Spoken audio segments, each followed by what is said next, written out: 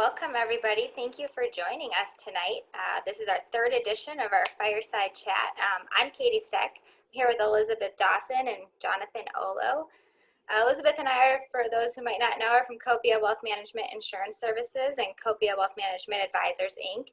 And we're here with Jonathan Olow, our resident real estate agent, to get some questions answered and talk about some real estate trends that he's seeing right now. I'll give them just a couple minutes to introduce themselves as well, and we'll get started. Well, hi, I'm Elisabeth Dawson, for those of you that don't know, and I have been in the financial services investment planning as far as comprehensive financial planning for just about 22 years now, which is kind of an amazing venture for me to see. And it's a pleasure and an honor to be with you all and to have my dear friend here, Jonathan Olow, who is my personal real estate expert, and I can't wait to find out more about where we think things are today with the real estate market. Who would have imagined we'd be here through COVID-19, coronavirus, whatever you want to call it, but boy, oh boy, I think the real estate environment is a hot topic, and I can't wait for Jonathan to tell us more about it. Well, thank you, Elisabeth and Katie. Just privileged to be here on Fireside Chat. Maybe it would have been nice for a Babbling Brook chat, but we'll just stay with Fireside Chat and get it through the winter. I've actually been in the real estate industry for almost 25 years. I started really my career, not the career, but doing property and buying and selling in San Francisco back in 90 or maybe 96. So it's been quite a while. I've purchased and sold plenty of home in San Francisco, in the city itself. So that's where I got a lot of my background for fixing up and getting properties ready and staging, and then did some development in Tucson and San Diego, and then have also helped people overseas when I took my little sabbatical in Italy. So that was a great experience to learn about properties in the 1400s. And you know what, they're still selling. So that's an old property. But I got my real estate license in 2004, I believe. So I've been practicing for about 15, 16 years as a real estate agent here in California.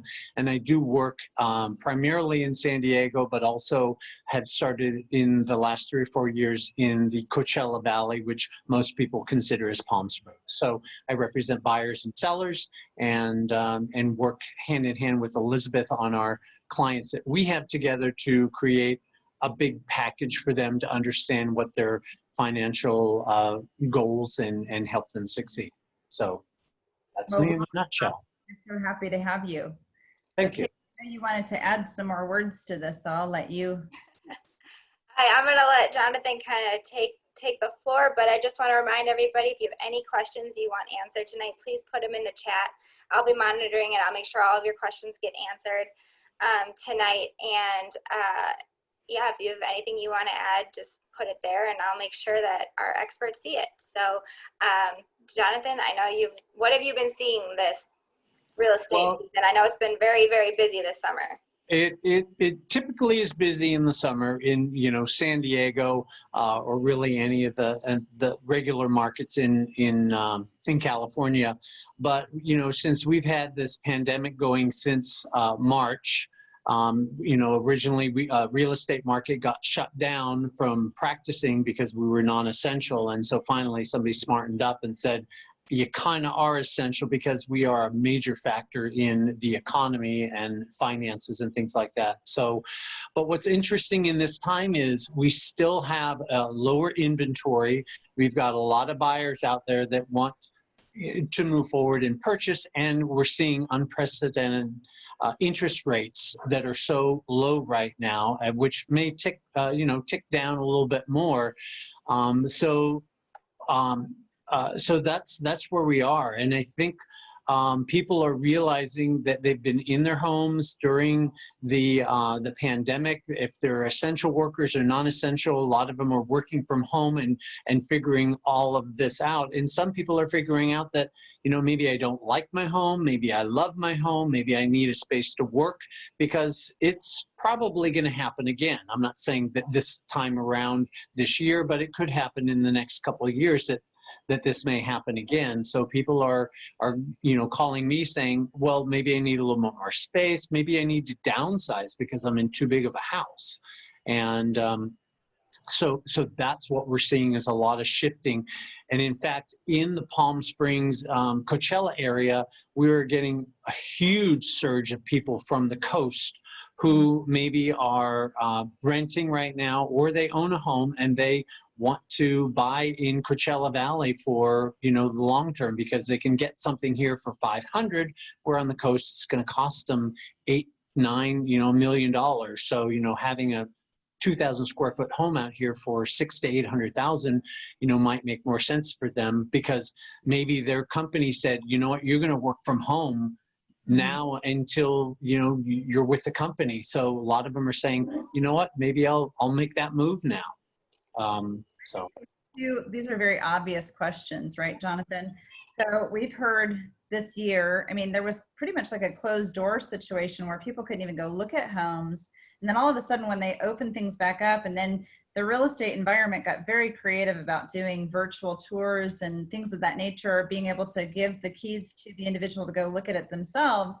I think it opened up this window of, incredible opportunity for people to still be able to be in the environment of real estate. But there's two obvious questions to ask, right? Okay. So number one, is now the right time to buy? And number two, is now the right time to sell? I know it's different for each and every person out there, but what you're seeing, could you kind of elaborate on those two ideas? Sure. Great question, because people will say, is it the right time to buy, sell? What's the market like? And really, it comes down to, Elisabeth and Katie, that really finding out what's important to that person. I do a pretty in-depth consultation to meet with my clients or prospective clients to find out, is it the right time to purchase? And as you've known, and we've worked together before in a consultation mode, that we really find out if people are ready. And if they're not, we'll give them our best advice and say, maybe it's 6 months, maybe you need to do this, maybe, I call it homework, and everybody relates to homework. So we know what that means. If you do your homework, you'll be successful. So and you're mentioning whether to buy or sell. And in this market right now, if somebody wants to sell their home, there's a high likelihood that, it might sell if it's all ready and priced right and everything. But where do you go? So right. People that are, and in fact, my lender that I work with, Michael Stowers, has a client that he referred to us, and they're going to be moving out of the state. So for them, it makes sense. He was going to wait until February of next year. And we said, you know what, you might want to consider looking at your plans and sell now, because if the market is hot right now, we don't know what's going to happen in the political or economic environment after November or December or going into 2021. So for them, it makes sense. So maybe they make $20,000, $30,000 more. Well, if they're going to stay here in San Diego, rent for a couple months, and then, make that move. But for people that live in San Diego, they're thinking, oh, shoot, I hear about these stories of 5, 10, 15 offers going in when they're making an offer. So what we're putting together with the Olow group is kind of a guarantee type of situation, where if we list your property, then for 2 or 3 weeks, we'll look for your new property. And if you don't find it, then you can decide to take that home off the market if that plan doesn't work. So it's basically a guarantee. We put your house on the market, see what buyers we have, and then if we pick a buyer, that buyer has to agree to give you 2 to 3 weeks to locate and get into escrow, so your stress level can be a lot lower, even though it's still stressful buying and selling a house. The best situation would be which we just closed on an escrow, where if a buyer can move forward to buy without selling their current home. That's the best situation. That's the easiest situation. But again, what we're going to start offering people is that window of opportunity, that if we can get you into escrow while you're selling your home, then that will be our guarantee to us. And if you decide, oh, it didn't work, then there'll be no charges from us. We'll do everything complimentary pretty much up front to get you, into your situation. Does So that make sense? yeah, it's almost like a reverse contingency, right? Correct. So like a contingent offer, and you can elaborate on this more, Jonathan, but a contingent offer usually is when a buyer wants to go and purchase a property, but they feel that they have to sell their home before they can actually go through it. And sometimes we dealt with this with my father, where we were accepting a contingent buyer, a contingent offer to purchase his condo a couple of years ago now, right? Yes. And we had to wait until that buyer sold their property to purchase the condo. So this is kind of like a reverse contingency, where Yes. the seller has to be able to find a home so they're not displaced. We've had some Yeah. friends that have gone through that. Yeah, and it is a little more challenging from the point of negotiating, because my job is to say that if they're selling their home, that my seller who's buying your home, my job is to sell that to to the people that we're buying their home, because it's like dominoes. If one fails, then they all fall in the wrong direction. So my job is to hopefully get everybody aligned, that we all move along at the same timelines. So Finding go receptive, ahead. is that being receptive to the buyers, that are putting the offer in? Is Well, it just to them? Well, it depends on the terms as well. I mean, it doesn't mean that you have to overpay for a property, but my job is to make sure it's like the clients are like an applicant to a job. It's the resume that we put together that beats out these offers. And in this market, we actually a month ago we put in an offer out in Alpine, and we were one of 3 offers. We were able to find out kind of what the seller's motivation was, and we beat out 2 other offers that were $20,000 more than what my clients put in. Wow. 20,000. Wow.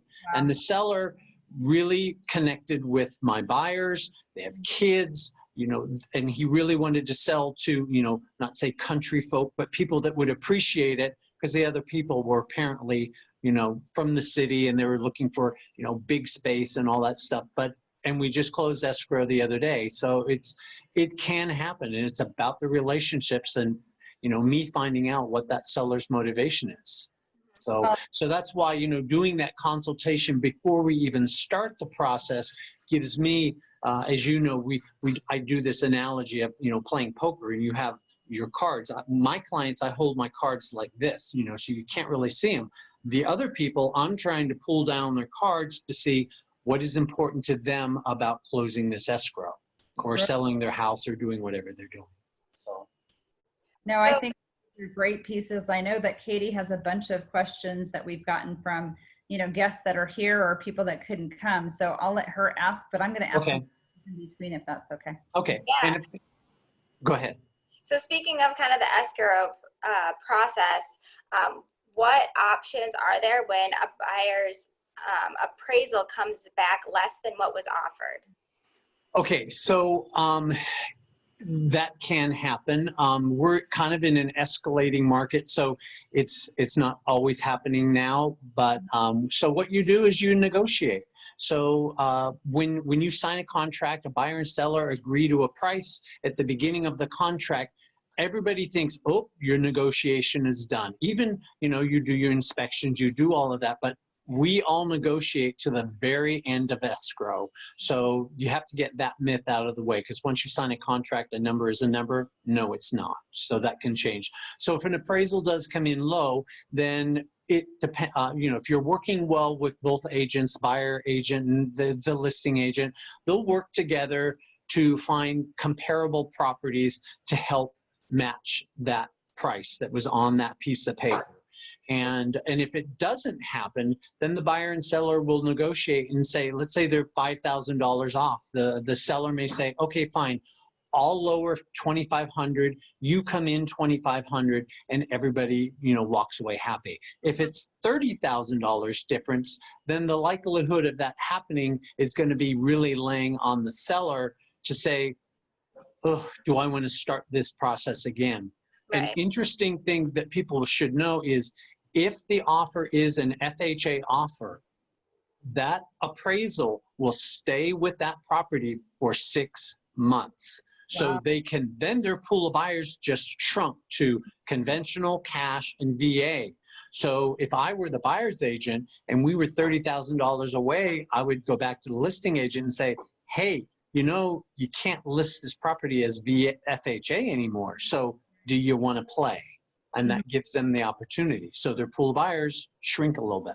So Jonathan, I'm really curious because you've got some buyers out there and you've got people selling properties and now they're getting multiple offers and some of the price points are actually much higher than what they put the property out for advertisement for, right? Correct. Maybe 6 months ago when it would appraise at that number, but now are the appraisers coming in as high as property values are actually going for now? I mean, because this is part of that equation, right? Are the appraisals actually catching up to what the values have actually started to really blow up to? This is an anomaly that we're dealing with right now. It is, because also inventory is kind of low, so you got to really pick around and do things. If there's a property pending and ready to close in 2 days, you know, that, like, I'll get on the phone and I'll call, if we're you know, off a little bit, I'll call that agent and say, when are you closing? Okay, in 2 days. What price did you get? And if they at least give it to me, then that's information that I can give to the appraiser. Now it isn't solid information, but at least it's a trend to help move that the appraiser's, you know, mind. And remember, the appraiser is a person that's representing that bank, so they're going to put things down on paper that they believe is factual, and then the underwriter is also going to look at that because they work directly. If they approve your loan and it's bad appraisal, that bank is going to be stuck with a property that, you know, is $50,000, you know, out of whack. But there are, just this last week's in Temecula, we had a buyer that put in an offer on a property. It was listed at $579,000. The listing agent came back and said to probably 15 people that responded, you need to come back in the 600s. And we went, good luck. So we don't know where that went, but my buyer, you know, was out of his league at that point. But you know, it's like being in a carnival. Sometimes you spin that wheel and hope that the number comes up to where you're at. Right. And these are conversations that I have with my clients before we even put in an offer. So they're aware. Is this what's your walking point?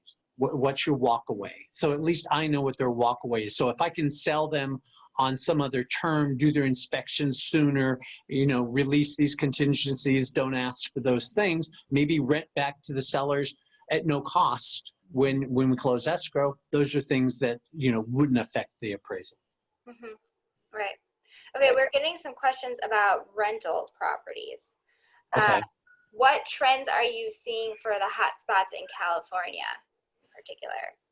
In rentals, you know, I'm not an expert in rentals. I mean, really, when people are coming to me and they want rentals, I basically go to my network of agents that work either in San Diego or the Palm Springs area to help them out. So I'm not an expert in the rentals, but we're still seeing that, you know, rentals are, you know, holding tight with what their pricing is. Yet right now we're in a situation where, you know, with this pandemic and people, you know, maybe not being able to pay rent, you know, so there's a lot of things going on. So I really can't answer that question, but I think it's still holding tight that, you know, rental market is still strong. And I know you're not a commercial property agent either, but we get a question is, what is the outlook for selling commercial property in your opinion? Is it as hot as the residential side? Well, just knowing, I mean, again, I'm not in commercial, but it will be the softening that comes out of this whole period of time, because more people working from homes, companies are saying, hey, we're not going to, you know, renew our lease. If they've got a 5-year lease, well, then somebody has to pay it. But I would say that because of working at home option is happening and people are just going to the virtual, that, you know, that might be a market that softens up. Makes sense. Sure. And I mean, we had an interesting conversation, Katie and I did today with one of our clients, and it was a very interesting composite, right? Because everyone's saying, well, is this a big bubble? Are we going to, is everything going to fall apart? I mean, there's so many people that are kind of this anticipation that if they wait to buy, that they might find a discount out there with real estate. And it might be because there's going to be all these foreclosures.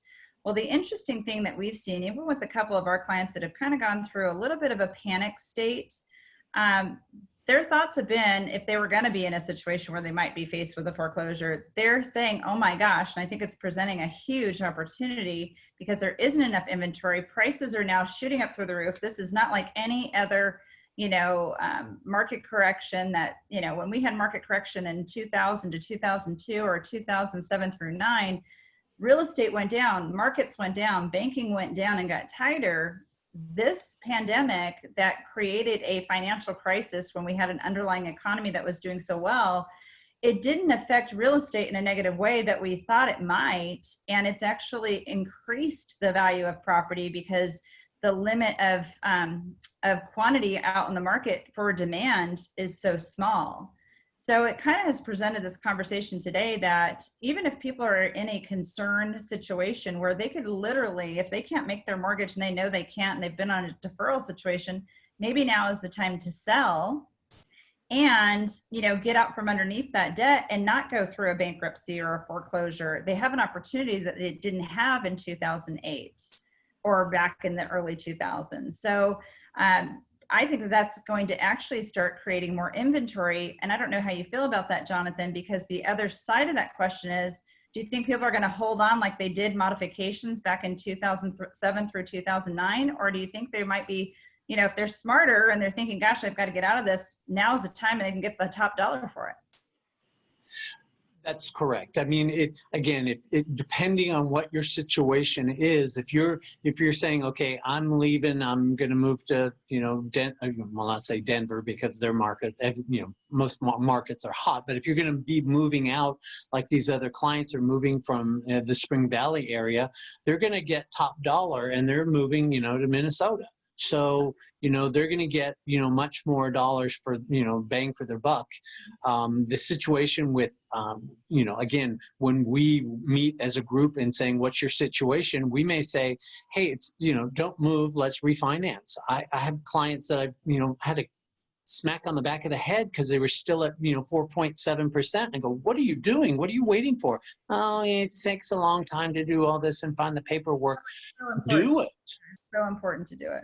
So that's the situation. And we don't have people now that are in, negam loans that happened in the last wave where, it's like, oh crap, I'm going to lose my house. You do have an option as long as you have a job and you can refinance. The unfortunate thing is there's not any equity lines that are being approved now because they're not doing that.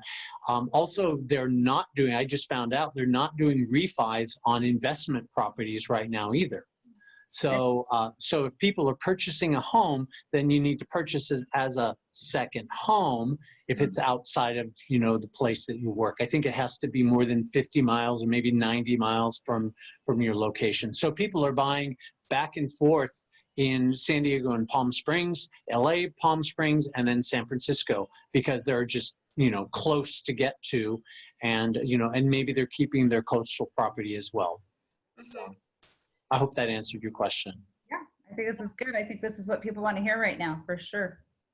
Kind of on the page of refis, we had a question that this person has heard that there is an added fee of 0.5%, but they heard it was going to apply in December, an added fee to a refi. Is this going to apply going forward in 2021 too? Have either of you heard anything about this?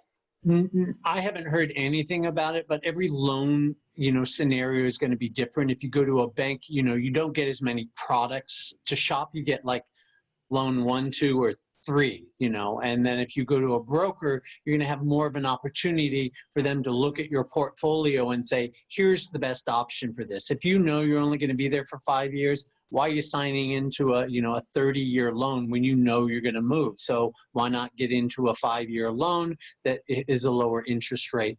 But the fees that are added on or fees that are there, Mhm. are all going to, be very separate for every person, because you might have a lower score, you might have a high score, your interest rate's going to change, or if you do want to buy down your rate, it just needs to make sense. Again, if you're going to be there for only 3 years, why are you buying down the rate? But again, I'm not a CPA, but it just makes sense. It's like, what's the loan costing you and how long are you going to hold on to it? And that's where, Elisabeth and you come in, is we sit down with those people and say, what makes sense? Mhm. It's We need to make sure that the audience knows that we're not in mortgages. We're not mortgage correct. professionals. But it's interesting because Katie and I looked at a situation where one of our clients was looking at a refinance today, and it's kind of a deja vu back to the 2007 time period when there was such a frenzy. See these bankers or these mortgage professionals, they're getting so many loans right now. And over the last couple of months, what I'm hearing is that for purchases, they're going through like that, right? So they're pushing the purchases up to the top of the heap. But if you're doing a refinance, and especially a refinance with cash out, that's when those points are coming in, and it's costing you more to get that loan done because there's such a mass appeal of wanting to refinance right now, because these are interest rates that we've never seen in my lifetime. And you're correct. Those refinances get basically pushed, not saying pushed aside, but they don't get the priority. So that's why it's imperative. Even an escrow that we just opened a few days ago, the lender is, poking at the escrow officer going, we need this information for them to move forward, get the loan, order the appraisal. And, 2 or 3 days goes by and you're not getting a response. The lender's just going, oh, crap, I need to make sure that this goes through, because you signing a document saying you're going to do these certain things. And so, we do our best with humans, because we're all human. And some people aren't working at an office, and some, don't have the same resources that they have. But you're right. The secondary, the refinance is you can do them in 30 days, but just expect that it might be 40 days, 45 days or something. And it might be a little bit more costly, more so than it was, 3 months ago. Yeah, and you just have to remember again that any of those costs that you are incurring during the refi or the purchase, can be used as an expense for your taxable purposes. So that's why you would consult your tax person or your CPA or Elisabeth. Yeah, time to actually have those conversations with your tax professional, because we always talk about fourth quarter planning, but boy, this year is going by faster than I can even stand. I can't believe it's going to be September 1st in a couple of days. So this is the time that if you're going to do a major transaction like this, talk to your financial professionals for sure, talk to your real estate people for sure, talk to your mortgage people, but really, really, really scratch the surface with your, tax professional, because they might talk to you right at this moment, but they might not talk to you until after September 15th. But that's definitely something we encourage you to do, because yeah, there's costs and everything, but it's always a good idea to get a second opinion. Just like if you were sick, you want to get a second opinion. So sure. One thing that I make sure to do with all of my clients, whether they're buying, probably more when they're selling, is we give them a what's called a seller's net sheet, which shows them all the expenses and what proceeds they're going to make. Because a lot of people just say, oh, I'm going to sell my house.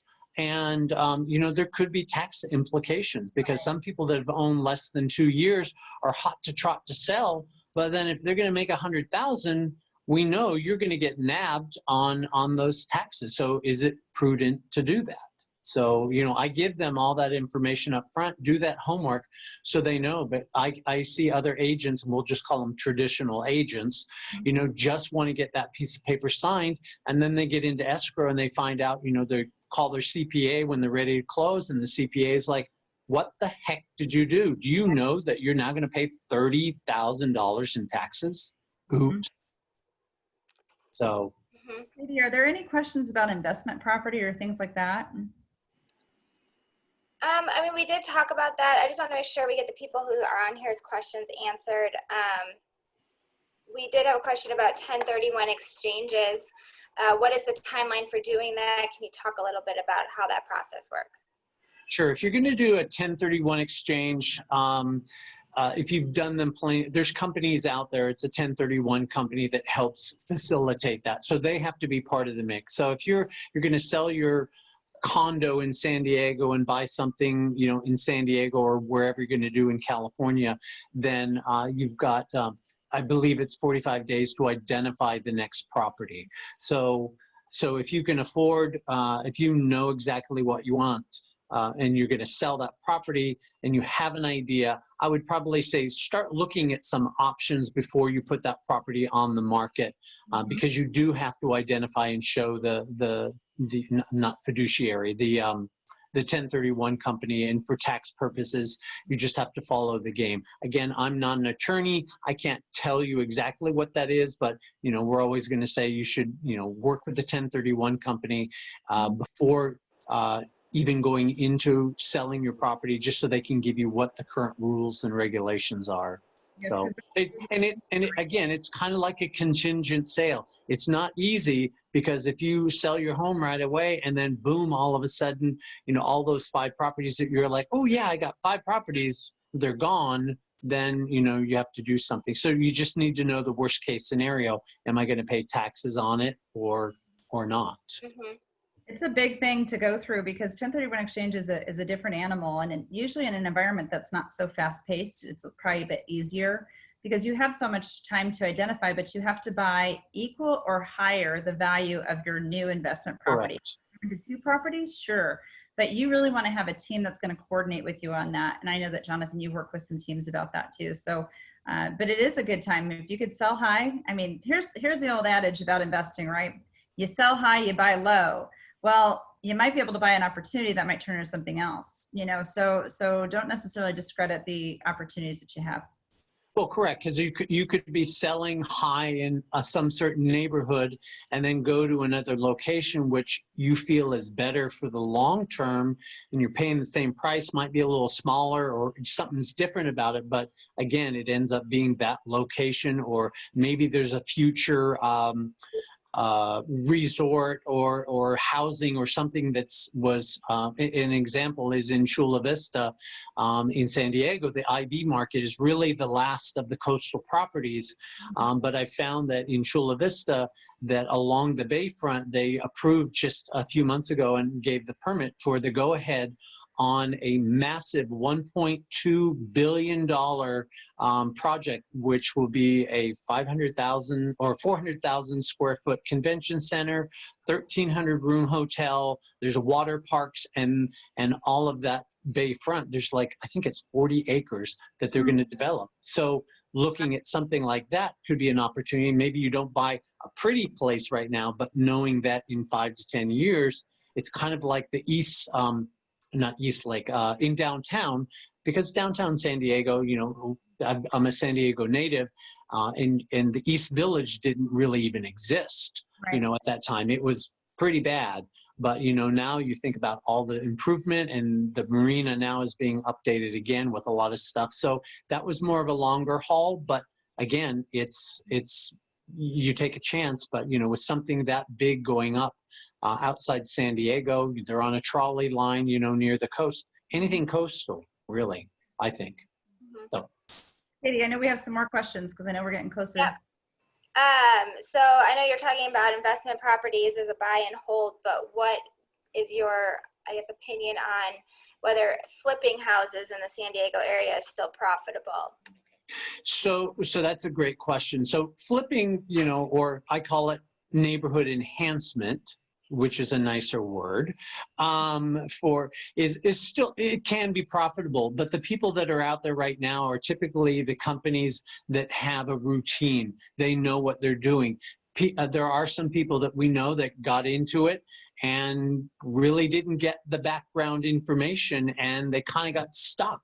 Whether it was 2, 3, 5 years ago, the individual, I mean, I used to do neighborhood enhancement, but that was in a market in San Francisco where, you know, we could buy a property and then you turn it around 30 days and, you know, you could make 100,000 or 50,000 or whatever it's going to be. You know, I don't think we're in that market where, unless you're experienced and know what you're doing, you can't let a property sit there for 6 months or 9 months unless you can carry those costs. And for individuals that do it, it's a little bit harder. But when you have got a machine of, you know, 20 people and you have your own in-house carpenters and plumbers, and you have all of those resources in place, because time is money. Right. And, unless you've got an endless oodle of support, financial support. So you can still make money. Of course you can. But again, it depends on what resources you have available to you. I want to add one thing to that, because if you're really talking about this and it's investment property, it's not your, it's not your primary residence, and you're doing this for, let's say, a group or whatnot, make sure your financials look really good. Again, I'm not a mortgage professional, but I can tell you this right now, banks are getting much more picky about how they're going to lend and to whom. And so your financials, especially if you're a business owner, you've got to make sure that this looks super, super strong, and that you have money in the bank, and that you're still getting your income. They're going to verify pay stubs. They're going to verify bank accounts. They're going to verify transactions. They're going to verify profit and loss statements. So if you want to go down that road right now, unless you have cash to pay, you're going to face, just like, Jonathan said earlier, that he's hearing from a lot of people that they're not even doing investment loans right now. They're doing second home loans, but they're not necessarily doing investment loans. So beware, be prepared, get your facts and ducks in a row before you actually pull the trigger to put your house on the market, or pull the trigger to say, I'm going to go after investment property. Because again, remember the old adage, buy low, sell high. This is a high point. I don't know what you think about that, Jonathan. Well, that's true. Again, but also, if whatever your personal family or whatever the life situation is, you may not have that opportunity to say, sell high, buy low, because there might be something. So sitting down with us in a consultation to say, is it the right time? Well, can you hold out for 6 more months? And if you can't, then it's like, I got to sell and cut my losses right now. So everybody's going to have a situation. So, we can't, you see plenty of clients, and everybody is not going to fit my situation, because maybe they started early in the game and they've got, opportunities, or they started later in the game, or they don't have kids, they don't have to do the college fund. So when we throw that all in the mix, we're going to, know, is it the right time? But what I was going to say earlier was, you don't get anything for free. There's always, you're either going to pay now or you're going to pay later. So when you're looking at flipped properties from the sense of selling it, yeah, maybe you make the money, but there's just people out there that just put lipstick on a pig and it's going to sell. But if I'm the representing the buyers, and we know that it's a flip, I've researched what that property sold for before, what the pictures look like, because when somebody says complete remodel, you really have to look at that. So if you think you're getting a deal, you might be paying for it in the long run, because they just threw down laminate floor over wood rotted floors or something like that. So it's just important to do that, because people are like, oh my God, I want to get into Claremont, or I need to get into Poway, or I need to get in the school district. My job is to be the worst case. Sometimes the clients are like, why do you tell me this? I go, I'm telling you now, because I don't want to hear you 3 years from now going, why didn't you tell me about it? Mm-hmm. So I will never shove a pen in somebody's hand to sign a contract. I want to give you, the good, the bad, the ugly, but you make that informed decision. It's just too many people, or too many agents out there right now are jumping on board and just wanting to get people into a property. That's not my job. Our jobs are to educate people, and, and they can make the decision. Exactly. Okay. What are important things to think about when considering a home with an HOA? Okay, with an HOA. Okay, so HOAs are there for a purpose. It's the homeowners association. If you live in a traditional neighborhood with an HOA, maybe it's $80, maybe it's $150, and the rules and the regulations, they call them CC&Rs, will dictate what color you can paint your house. Can cars park on the driveway, or can they park on the lawn? So it is good. In the sense of saying our HOA fees, appropriate. Some clients say, oh, I don't want to pay more than $350 a month. So again, you're going to see what the amenities are. HOAs typically are with condos and things like that. And a lot of times the condo is, a place where first-time buyers can get in, they can build equity, and then move on to the next property. So having those HOAs for, let's say, first-time buyers is sometimes a good thing because they don't have to take care of the outside of the building. Some of the landscaping is maintained. They can close if there are people that travel and they have a job that travels all the time. You shut that door and basically the property is taken care of. So it's kind of like having that property management person for you. If you're a person that wants 10 acres of land, well, that's not going to be the scenario. But it does give some. There's clients that we have. Can I mention last names, Elisabeth? So there's a family that I sold to years ago, and there was only like an $80 fee for the HOA, and they don't really do anything. But what the CC&Rs do is they would say no overnight parking on the street and no parking on the lawn, and so I had to convince them that $80 was like a great insurance policy, that you're not going to get riffraff moving in, that you might not appreciate having RVs parked there for weeks and weeks and weeks. So it helps you keep your value of your property. And that's really what a lot of the HOA is supposed to do. But there are sometimes HOAs aren't run very well, and that's when I say to my clients, get on the board, get involved, so you can make those changes.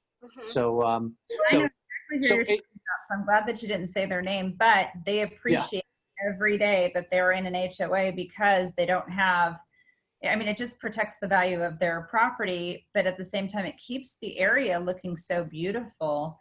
And it was something minimal. Like in the beginning, they complained every month that they had to pay it, but now they are on the opposite side of the fence saying, oh, we completely understand what this is all about now. And I come from a place too where when I was young, I bought my first property. It was a condo and we had an HOA and it was a nightmare, which believe me out there's some HOAs that are a nightmare. But the home that we live in now, and I thought, gosh, we'll never have a HOA again. It does the same thing. It does restrict us from doing certain things that we would really like to do, but it keeps the value of our home and really the riffraff out, and it keeps a higher standard of living, which we appreciate. Yeah, and Katie, I know that you're in a HOA where you are, and it just makes sure there can be situations that, oh, I would really like to have my house red. Well, then you're just going to detract from the neighborhood, and when you have those neighborhoods there that are set, then it does keep it keeps everybody pretty much, I'm not saying the same, but it gives them that same Curb appeal. Curb appeal, or consistency, or things like that that are good. And if you have a poorly run, let's say it's a smaller complex and it's only 8 condos, well, then if it's not run well, or they haven't done their financials, or they don't have reserves and things like that, that's what we'll look at before buying into this, because that's part of one of your inspections. Look at the HOA, look at the meeting minutes. It's going to be really tough this year, looking at meeting minutes, because nobody's met. Yeah. So those are some of the unknowns. But for the most part, I think it's half and half. People realize that, great, I don't have to take care of these things. It makes my life easier. But, as a homeowner, we know, do we sit there every month and put $300 aside for home maintenance? Most of us don't. I don't do it, and so when it comes up, it's called the assessment. $5,000, let's fix that fence, let's paint the house. So I know it's the unknowns that it takes care of. Katie, I wanted to ask you, do you want to open it up to our attendees if they want to come on camera with us and ask us their question? Do you want to offer that? We have gotten every question answered from our attendees, but yeah, if anybody wants to. Is there anything else that you have questions about? Might be missing one. And don't embarrass me or anything like that if you do. The question is, has this been helpful? So if you want to message Katie in the message chat, has this been helpful? Because these fireside chats, they have been from other audiences, we've heard great things, and that's why we were asking, do you want us to keep doing them? Because we enjoy having, you know, experts like Jonathan or literally everybody that we talk to has a different dynamic. We've done things about the Paycheck Protection Program for business owners and such, and we had two fireside chats with Thomas Welch. He's wonderful. What a wonderful resource. I think that there was someone asking about, you know, commercial lending. I think that that information was kind of put back and forth. We'll maybe do a joint email to, you know, introduce you all. But there's so many resources that we have. And sometimes it's even just having a mortgage person on a fireside chat, which we've done that before too. So, and I want to introduce you all to our podcast that we do. It's a filmed podcast. It's called Ways to Love Your Money.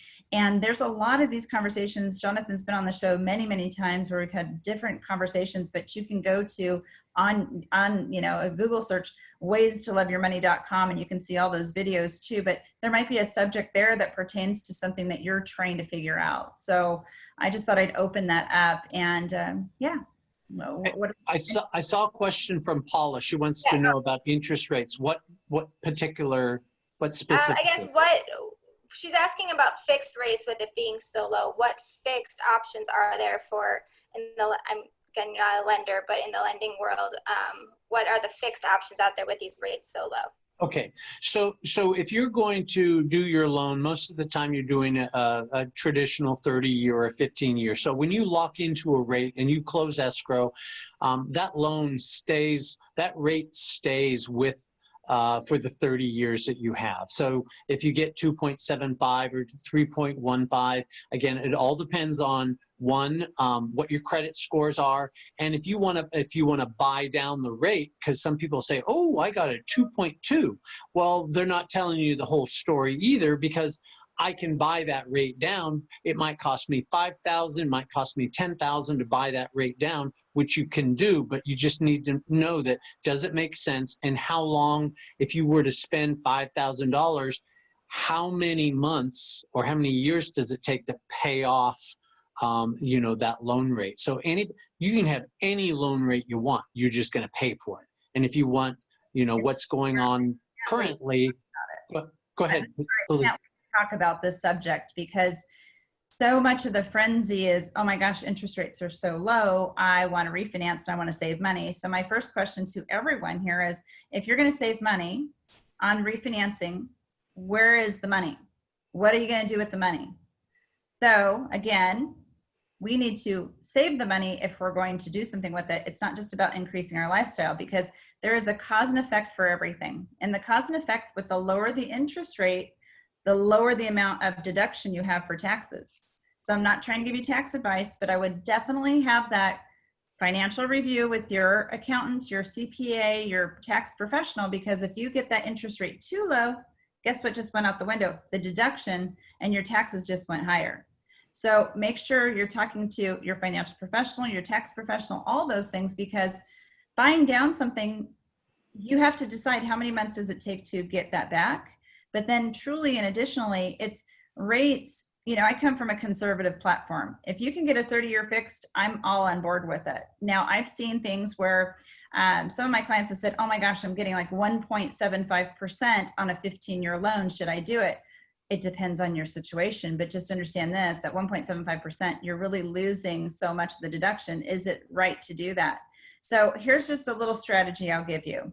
If you refinance, and let's say you were, I think Jonathan, you said something about 4% or 4.75% someone was at, and they could refinance down to 2.75%. Well, that's going to be a huge swing of a payment.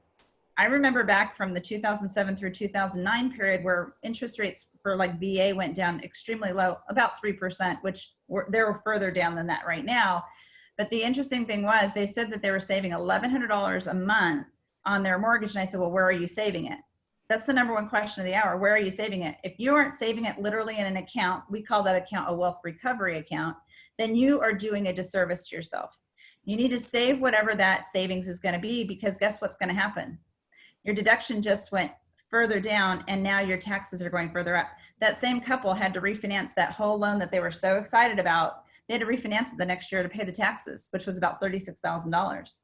They didn't plan for that because they just spent the money and they lost the deduction. So please understand this. Every financial decision that you make has a cause and effect, a positive and a negative. And if it's a positive impact, fantastic. But save that money you're going to save, because if you just absorb it into lifestyle, you just really royally hurt yourself. So don't just absorb it into lifestyle. Make sure you make that money count, because every dollar that you can actually repurpose and make money on for yourself, for your future, what if you could pay off that 30-year mortgage in 10 to 11 years if you just save the difference? Well, then you have the ability with cash just to write one check and pay off that mortgage and retire it. So there's so many causes and effects here. So many people get this frenzy, like, oh my gosh, interest rates are so low, so low, so low. Well, it's not going to be a refinance to just go and say, oh, I can go buy more stuff, which is what so many people do, and they get themselves back in the same problem. This is the time that you really want to look at what the cause and effect is of every financial decision that you make. Correct. I concur. Yeah, absolutely. Okay, I've got a couple more questions. We have a few more minutes. Okay. So what are some red flags or like deal breakers you see people, that the people you're showing houses to see when they're looking to buy? And on the other side, what are some of the priorities you're seeing, just like trends of what people are looking for when they're going to buy as well? Well, good question, because that all goes back to, doing a very thorough initial consultation.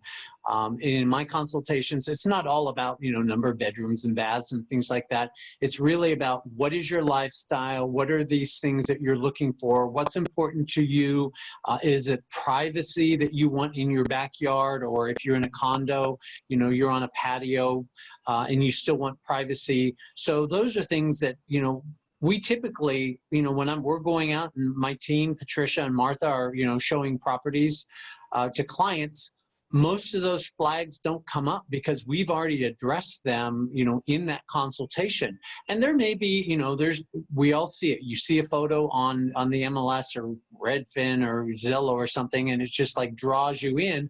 And, I have to be that person that has to go, let's get you wound in here because, yeah, that's a great kitchen, but you don't have any privacy because you have 2 apartment buildings on the left side, the right side, and right behind you.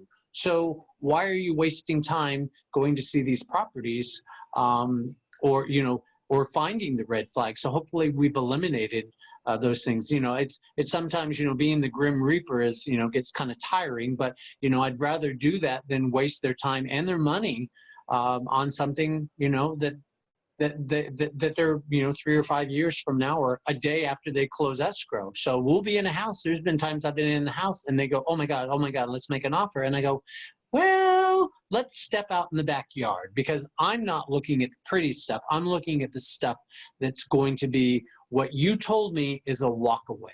Mm-hmm. So unless you want to, weigh that and say, okay, John, that's okay. We can put up a sunshade and we can block it over here. Okay, great. Then do that. Pablo just joined our chat. Pablo is wanting to get some limelight.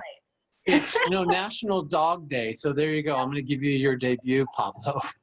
So did that answer your question? With there are things that are so red flags. If I walk into a property and I know it's a flip, we're going to really look at what is the quality, because there are companies out there that do a fantastic job. And if I see this name and that name, who the owners of record are, before we see the property, then I'm going to say, yeah, I think that's a good one. But there's companies out there, just the lipstick on a pig thing. And it's just like, well, you're going to pay for it eventually, to repair or replace.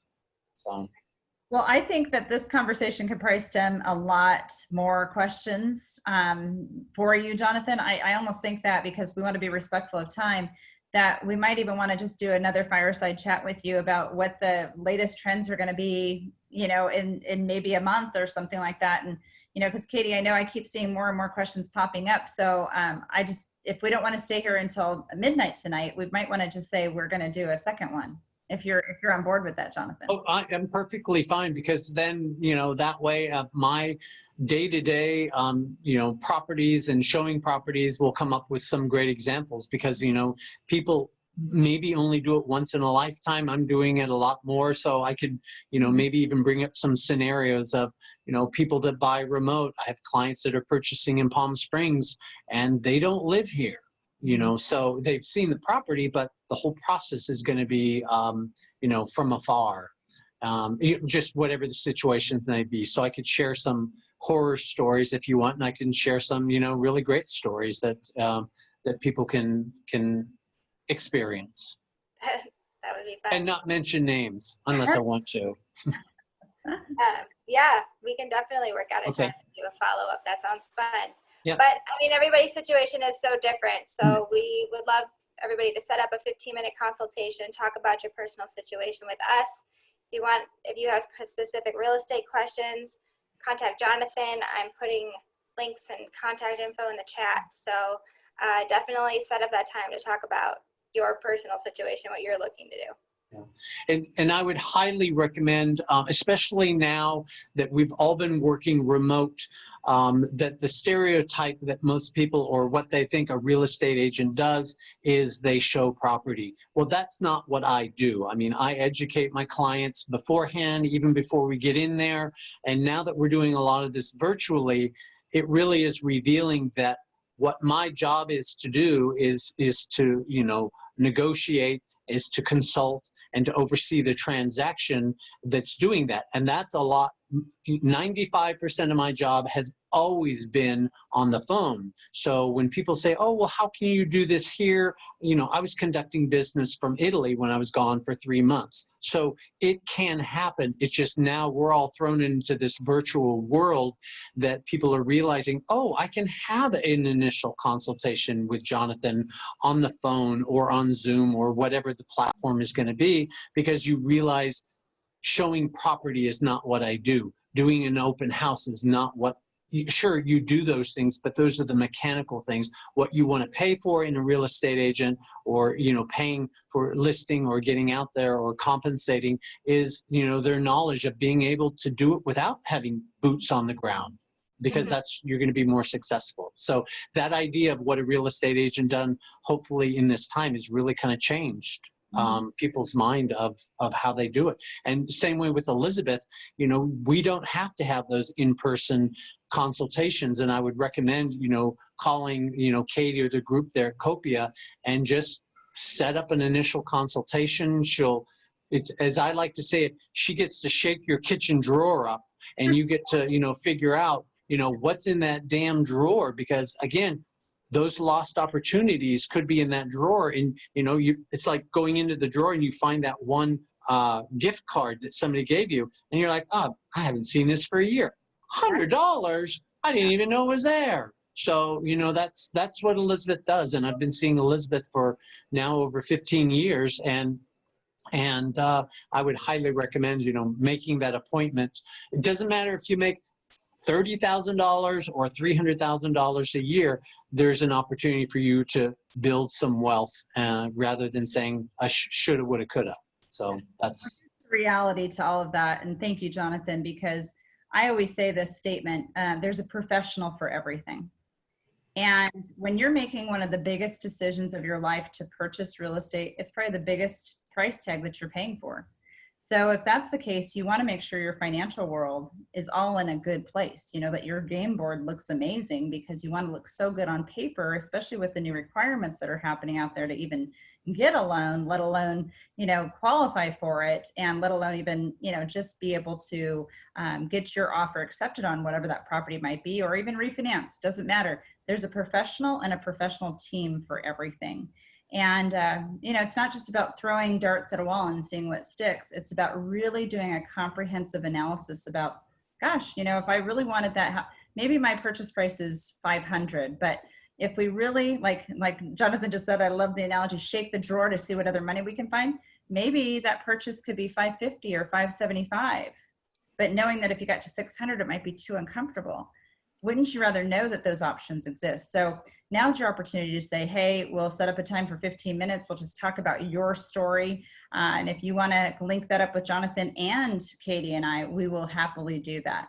so that, we want you to have the best success out there. And again, I'm so glad that so many of you have asked us to continue to do these fireside chats. And Jonathan, hopefully we'll get you back here in another month.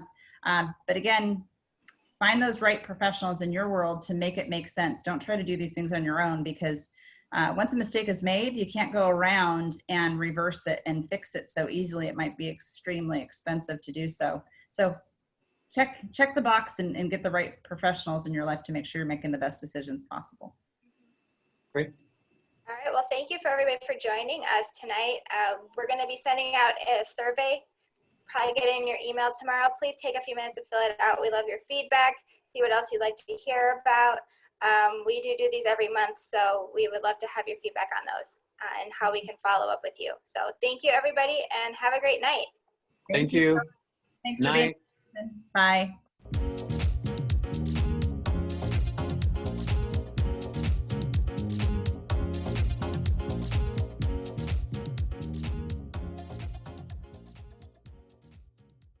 The information provided in this show is for informational and educational purposes only. This show is not investment advice, nor is it intended to address the financial needs of any particular viewer. The opinions expressed on this show are not intended to be an endorsement of any particular investment strategy or service of any other kind. You must make an independent decision regarding investments or strategies mentioned throughout the show.